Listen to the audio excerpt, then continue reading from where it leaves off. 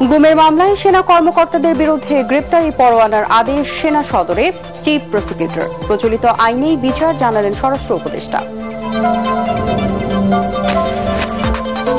PR পদ্ধতি চাপিয়ে দেওয়া হলে জনগণ তা মেনে নেবে না, হুঁশিয়ারি মির্জা ফখরুলের। নির্বাচনের মাধ্যমে দেশে গণতান্ত্রিক ব্যবস্থা ফিরিয়ে আনার তাগিদ।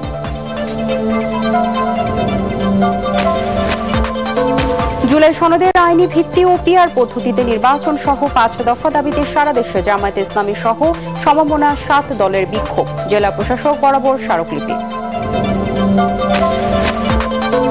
তালিকার বাইরে গিয়ে এনসিপিকে শাপলা প্রতীক দেওয়ার সুযোগ নেই জানালেন সিএসসি। গণতন্ত্রে উত্তরণের পথে বাধা সৃষ্টি না করার আহ্বান।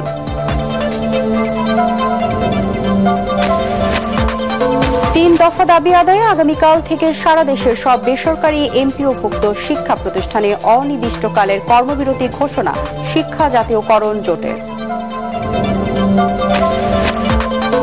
এবং সারা দেশে শুরু হয়েছে টাইফয়েডের টিকাদান কর্মসূচি। বিনামূল্যে ৯ মাস থেকে ১৫ বছর বয়সী ৫ কোটি শিশুকে দেওয়া হবে ভ্যাকসিন।